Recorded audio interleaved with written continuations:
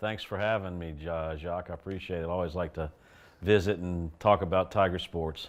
Well, Scott, as we approach spring, it kind of has a feeling of spring with LSU football, something new, something fresh. Coach Ogeron just hired 5 new assistant coaches. What role, if any, did you play in these hires? As you well know, Jacques, and my management style is to let the coaches hire and do what they want to do philosophically. And I'm there to support them and give them the resources that we have to support them and give them advice when they ask for it. I'm not one that meddles and tells them how to do it, but if they want my opinion, I'll certainly give it to them, and I do, and I have. So Coach O pretty much did this on his own? Yes, sir. After the Matt Canada 1-year experiment, which was before you got here, and the Bo Pelini hire, have you had any discussions with Coach O about doing a better job of vetting his hires? You know, like I said, it's always on their coaches to get it right and do it the way they want to do it. And, we're here to support them with the resources that we have that we can do and the advice I can give them. I've looked at it and given them experience, and sometimes hires work and sometimes they don't, and that's part of the game. But at the end of the day, it's on the head coach to really get it right. And Coach O and I are aligned on what we want and how we go about doing it. It seems like there's been a movement, at least, for some shorter contracts instead of a 4-year contract, maybe a 2-year contract, less guaranteed money for assistant coaches. Is that is that a newer direction maybe that you guys are going? Each individual coach and contract is very different, and what you see and how you see it varies. It varies on economic search situations. Obviously, it's rough for everyone in this COVID year, and I think you're seeing deflation happening a little bit across the board. But you just take it and you try to appear to what and play to what the market is, and support your coaches in what they need and when and how they need it. And that's all part of it. And so it's not, say, a direct science or a philosophy of turning one way or the other. It's a case-by-case individual basis. I'm sure you've heard, Scott, some people joke, I want to come back as a fired football coach, right? Yeah, you exactly. get paid a lot of money and do nothing. I mean, does that kind of make you sick in your stomach when you give somebody a lot of money to not work anymore? No, it's the opposite for me, because these people have a great amount of pride, and they don't want to lose. They want to come in here and win. And money's one thing, but trying to get it right is more important to them. And it's a hard profession. You're away from your family a lot. You spend enormous amounts of times in the office during the season as well as the off season. So. No, I'm not really one of these guys who, we can joke and have fun about it, but at the end of the day, it's not fun for them and their families. Do you feel good about the current direction of the LSU football program? Absolutely. This past season obviously was a disappointment. It's a disappointment to Coach O, disappointment for everyone that wears purple and gold. We understand that. Our expectations are high here. Coach O and I are aligned on that, and we're on the same page that, hey, we're here to win championships, and when we don't, we're disappointed. 5, 10, 15 years from now, Scott, it'll be interesting to see how people will view this past season. Some people may say, oh, that was that pandemic season. That doesn't count. That wasn't really football. There weren't any fans there. I mean, how did you judge Coach O and the team this past year? Yeah, I mean, obviously with the problems, it was problematic, but, even more as our fans know and as your viewers know, is that it was a different year for us. We lost a lot of talent on this team, a lot of leadership, and it was a lot in flux, and pile COVID on top of that. It was a unique situation. But here again, we're not going to make excuses. We're going to come back and we're going to, try to get better and do the things that got us to success in 19 and continue to try to get there and try to do them. They say, Scott, you strike when the iron's hot, right? So you're coming off the 2019 National Championship. I was told you had like 74,000 season ticket holders, all excited, all ready to show up. The iron couldn't be hotter, right? And so then basically you had to tell everyone, mostly everyone, don't come here this year. Sure. That had to be hard, huh? Yeah, very difficult, and very difficult to see. And, it's just part of it, though. But here again, compassion and empathy is what we Louisianians understand. And look, there are a lot more people that have it a lot harder than we do at Tiger Athletics and LSU Athletics. We're blessed, and we're blessed to have such strong and loyal fans. And we know they're struggling, and we know a lot of them are struggling. But it's part of it, and we're going to come out of this, I hope, stronger and better, because you'll learn a lot, especially when there's adversity. Darren and I drove right down Nicholson Drive the day of the LSU-Alabama game with no resistance, like it was a Monday, in July or something, and just like, this is so strange. This is depressing, Yeah. Just tough, huh? It was, and it's hard to go, and hard to go to visit stadiums and look at it and see how things are. It wasn't right, and it didn't feel right, and it tugs at your heartstrings. But here again, we live for another day, and we got through it, and we did the things that were right from the SEC standpoint, and trying to play and try to give our kids a safe way to play and do the things that they want to do and compete. And hey, for all of its adversity, we did play football, and I'm proud of that fact. If I can ask you, SEC Commissioner Greg Sankey, he's been beaten up sometimes around here by LSU fans, as all people in authority are, right? But it seems like he's gotten more positive reviews with the way he handled this year, his leadership, and the fact that you finished this season, got the games played, got your SEC championship game played. Yes, and to our fans, for Greg Sankey, I am a Greg Sankey fan. He is our leader of our conference.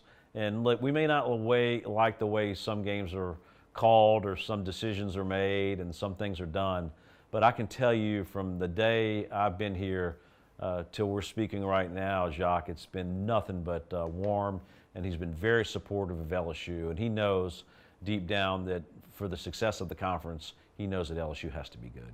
Scott, the outside investigation regarding LSU's alleged mishandling of sexual assault and domestic violence complaints is expected to be finished. Is there anything new to report on that? No, and I'm very proud of the leadership and the steady hand that our president, Tom Galligan, has taken with this, and hiring an outside law firm, Hush Blackwell, to really look at it and do the things that we need to do. And as always, it's important to look back and see the mistakes that we've made and own them, but it's more important to fix them going forward. And that's the thing. I don't want to have anyone involved in this situation, whether it's a victim or a perpetrator involved in these things. It galls me and it upsets me in a big way, but we will get it right and we will fix it. And I'm very encouraged by what Hush Blackwell and President Galligan are doing. Was there any significance to the date of finishing by late February? Any reason that timeline? Not that I know of, Jacques. I think it was just a reasonable timeline to do a lot of investigative work and a lot of work through the holidays and through this beginning of the new year. Could this impact Coach Orgeron's status as head coach before the 2021 season? As far as? The allegations and the report and everything that may come out in February? Most everything that I know of has to do with the past, but no, Coach O's in very good stead, and like I told you, he and I are aligned and in a good shape, and we feel very good about where we are. Like I said, if we have to go back and see if there are any problems, we will fix them. Verge Alsbury took some heat. Is he in good standing with you and the university concerning some of these reports? Here again, Verge is 100% on board with the Hush Blackwell investigation, cooperating with them, helping them, and Verge is a very, very good employee and very good standing, and everything should be fine. We just have things, like I said, to look when the report comes to see what we need to do to get better. You kind of already have touched upon it. I know, like when Joe Burrow wins the Heisman Trophy and you win the national championship, you say that is good exposure that we couldn't pay $1 billion for to get. Is this kind of the opposite of that sometimes with this USA Today stuff and the negative publicity? No, it's part of life. We're human beings. People make mistakes, and we just try not to do them, in a repeated fashion. We want to get them, when we make mistakes, fix them and get them right. And it's important that we do that. And I mentioned two things earlier in this interview that are important to me, and that's empathy and compassion. And it's for all sides, and we have to look at all sides, and we have to look at the circumstances. But deep down, we know we're flawed and we're human beings, and we're gonna work like hell to get it right. And it's important to us, whether, like I said, importantly, it's the victim or whether it's someone accused of something. And if I could ask a follow-up, you said in the past. So it did kind of seem like a lot of these allegations were Les Miles era, your previous AD? That's my understanding, and but hey, we're not running from that. It's part of who we are. We're LSU. Whether they're ours in the past or going forward, we're going to deal with them. But it's important to us, and Jacques, it's real important for us to get it right going forward. That's the most important thing that we can do. I can tell it upsets you. It does. Yeah. It really does. And but here again, you know how optimistic I am, and you know how good I feel about what we do here at LSU, and especially in our athletic department. And I know how good and how much good overweighs and overarches the occasional stuff that we do not so well, and we just have to fix it. It goes back to basic human understanding, and that's how we have to be. So final thing, you think by the end of February or beginning of March we'll have a report? I hope so. That's what I've been told, and I'm looking forward to dealing with it and dealing with their recommendations. All right, happier thoughts. It's impossible to predict the future, right? But are you approaching the 2021 LSU football season full throttle? Like maybe we're getting back to normal? Yeah, I am. I'm very optimistic about that. I follow this COVID closely, and I like what I'm seeing from our state, from our local officials, from the federal government. All hands on deck. I know this new news of variants and mutations is concerning, but I think if we do the things that we've done, which is socially distant, like you and I are, mask up, and do the things that we need to do for proper sanitary needs, and get vaccinated. And that's a key thing. Everyone out there needs to get vaccinated. The sooner we can get back to some sense of normalcy. And I'm hoping in an optimistic way we can get back to some of that summer and definitely into the fall, that we can have full stadiums. 102,000 for McNeese, is that pie in the sky, or is that possible? No, I think it's very possible. I'm hoping, you'll see maybe not the collegiate baseball season, but maybe the end, and maybe Major League Baseball, you'll see some full stadiums. What about tailgating, Scott? Oh yeah, absolutely. That's part of it, and that's what we live for. It's who we are, and it's what makes us great and makes us fun-loving and enjoyable people. And I couldn't imagine another season without tailgating. Scott, this game that LSU is scheduled to play in the Rose Bowl against UCLA, fans have been talking about this game for years. I can't wait to go to the Rose Bowl. Can't wait to go to the Rose Bowl. Is that game in jeopardy? You think they're going to be able to play out there? Oh yeah. I think we're in very good shape there. We've been in communication with them regularly. Verge Osbury does a fabulous job scheduling and working with those folks, and we're very, very optimistic and bullish for that. And the fans that get to go, hopefully they'll have a wonderful experience, and we'll have a good time and come back with a victory. But yes, I'm very, very optimistic about that. Some people have asked me about a rumor about moving the game to Vegas. You heard anything about that? Stay tuned. There's not going to be a thing moved, but we may have some future scheduling. Oh, okay. Future scheduling. Not this season, but in coming seasons. There's potential. Wow, that sounds exciting. Absolutely. A neutral site game in that brand new, beautiful stadium in Vegas. You said it, Jacques, not me. Good reporting, by the way. Can't wait to make that trip, whenever it is, if it happens. Okay, men's basketball. Scott, to this day, sometimes people ask me, what's going on with Will Wade in the NCAA? Is LSU going to get hammered? And I don't know how to answer that question. Do you know what's going on with Will Wade in the NCAA? That's one thing I can't talk about. We're under strict guidelines to not talk about anything that involves the NCAA and that. And so I'm going to have to leave it at that and be frank with you there.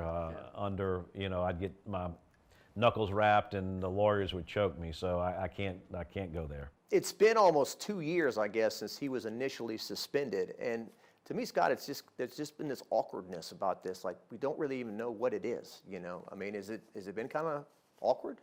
Here again, Jacques, you said it, and I'm not disagreeing with you, but I can't comment on it and can't talk about it. I understand.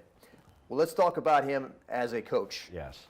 What is your evaluation of Will Wade and the job he's done? Fabulous young coach, and bright future, a very good guy that I've grown to like and appreciate, because I didn't know him, obviously, but I think he really cares about his players. He cares about LSU, and he cares about and has great passion of being competitive and doing the things that benefit our young student athletes. Those tirades he goes on occasionally, they're entertaining to watch. Do you ever have to tell him that was good, but let's dial that back a little, or what do you think? You know, if it's inappropriate, I will, and I hadn't seen anything that's been inappropriate yet, and I doubt I will. He knows where the line is, and he's not throwing chairs or doing anything untoward that I've seen. You purged a lot of money this past year, but are there any plans to renovate the Pete Maravich Assembly Center? Yeah, long term, I mean, I think the Pete Maravich Assembly Center has been well taken care of, and it is an old building. I was a young person when it was built, and I'm getting up there now. It's 50 years old, and it needs probably something new. But that being said, all of our facilities I would put in the top quartile of the Southeastern Conference, with the exception of maybe one or two. And Assembly Center's in there, but it's good and it's adequate, and we've had great memories there. If you could, wave a wand and get money, which we're not doing in this current environment, yeah, we'd be talking about it. But right now, I think it's going to really be fine for our short-term and medium-term needs. But at the right time, we will talk about it, and it'll be something that we'll discuss. It seems like, like back in the 80, 81, like that Final Four team, they put in 14, 15,000, and the PMAC has actually gotten smaller, and I don't know what you guys are going to do in the future, but it seems the talk is in a more intimate party, like less fans, like Auburn has done, more suites where you can charge more money. Is that kind of the movement? That's the whole thing philosophically and all of sports, whether it's collegiate or professional. It's getting more intimate, smaller, because television, your business is so damn good at producing and showing the product that it's hard to compete with. And so you have to get more intimate, and you have to give them similar feeling to a leather couch and a big screen TV. And so that's part of it. And I think you will see a continuation of venues, live venues shrinking from that vantage point. Yeah. So women's basketball, I like Nikki. I think everyone, likes Nikki. She's very personable. There was a time, however, LSU went to 5 straight Final Fours. Last year, the NCAA tournament was called off, but LSU, regardless, hasn't won an NCAA tournament game since 2013, 2014. So what are your thoughts on the women's basketball program, and how can it be improved? Yeah, just like I told you about Coach O, Nikki and I are on the same page, and everyone that wears purple and gold is. We're not winning championships or talking about winning championships. It's an issue. And so we're going to continue to strive for those goals. We know this has been a difficult year and difficult times, and I want to continue to do these things that we need to do to get better and continue to get better. But we will do that, and I can assure you that at the end of the season we'll have those discussions like we always do. Scott, there were times during the Simone Augustus, Sylvia Fowles days where they were consistently 5, 7, 10, 12,000 people in there. Some people say, well, that sport's going to lose money no matter what. It doesn't matter. But is it important to build those crowds back up again? Well, of course it is. But, it's more important that our kids have a great experience and that we win championships and do them in the right way. And that's important. And, from that standpoint, we need to continue to get better. But Coach Nikki has just done a wonderful job with our student athletes and the way she's represented the program as well as representing them and giving them a great experience. But, hey, we have to win, and that's important in LSU athletics. Scott, in my opinion, the toughest job on campus might be the LSU baseball coach. Coach Maneri, he's well compensated, but certainly he's only won one national championship. What are your feelings about the baseball program and the job? Hey, Coach Maneri speaks for himself. He's the winningest coach in college baseball right now. And hey, is it Skip Bertman? What is? I was lucky to be here and live through those glory days. With my 2 boys and to witness the magic that we had here, and we have it, and it's still here. Is it as good as those days? What will be? I don't know. If anyone will do what Skip's done ever going forward. But I'm very proud of the baseball program and what and how they've done things. And we will have a very good baseball team this year. And I look forward to the season, hopefully with more fans. Well, I was going to ask you about that too. And To me, too, Scott, it's amazing how some fans just brush off reaching the national championship in 2017. Yeah. Very difficult to do that. They had some bad luck. They could have won a second title there. It just didn't work out. Yeah, and Skip always reminds me that some of his best teams didn't win the national championship, and it's, hitting it right, and there are a lot of good teams out there. But hey, we're LSU. Again, not to sound like a broken record, but the younger viewers won't know what a record is. I guess they know what vinyl is. Right. But we're in alignment. He's as disappointed when he doesn't win a national championship as I am. He always comes to me after the season, which he did season before. He goes, "Hey, I want to win another national championship while you're here, Scott." I said, "It has nothing to do with me, Coach. It has to do with our fans." I said, "I hear you, and that's what we're striving for, and that's what we're working relentlessly for, and we will continue to do so." So, Scott, baseball is played outdoors. People are getting vaccinated. If LSU has a good year like they normally do and they're hosting a regional, could we get 7, 8, 9,000 people in there? That's my hope. It's out of our hands, obviously. It's in the hands of our health experts and in the hands of who governs us, and we're going to do it safely. And I can tell you, having come through the football season, as you well know as a reporter and watching it, I think we did a very good job of limiting our exposures to COVID, and I didn't get much of any really solid empirical evidence that showed that we were a spreader event. I don't think we were, and I think we did it in a safe way. And I think outside events, we're very good at doing that, and I think there's good hope for doing that. And that's why Dr. Fauci said a week or so ago that, hey, he looks forward to Major League Baseball being outside and having nice crowds out there. And I feel the same way. And so to answer your question, I am hopeful, but we need to be very vigilant about how we go about dealing with this virus, and that is continuing to do the things that we need to do. Skip Bertman, when he became the AD, the cheers were not as loud as when he was the coach. It sometimes is not a place to be popular, right? You got to raise ticket prices. You got to fire. Skip had to fire Smoke Lavelle. Skip had to fire John Brady. I mean, he had to do some tough things. It's part of it, and that's what I signed up for. The tough things that we have to do here. Sometimes it's not pleasant, but hey, I love being here. I love waking up every morning, coming to my job, and doing what I do, and how you do it. But the tough decisions come with the fun, and just like anything in life, you can't get too high and you can't get too low. And there's no greater experience and there's no greater thing than Tiger Athletics for me. There's been nothing more important to our community to uplift people and to get our young folks educated and become leaders in our community and excite people, all around the state and how and what we do. So yeah, it's a daunting task, but it's a sobering task. And I'm not looking for glory or fame in this thing. I'm just honored to be a steward of guiding the ship when I'm here.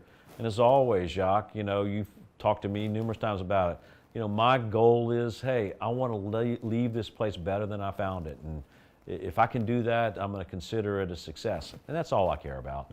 Not about who's critical or who's not critical or what we're doing or how we're doing it. We're LSU. We're always going to be great. We're going to have championships here, and we're going to win championships here.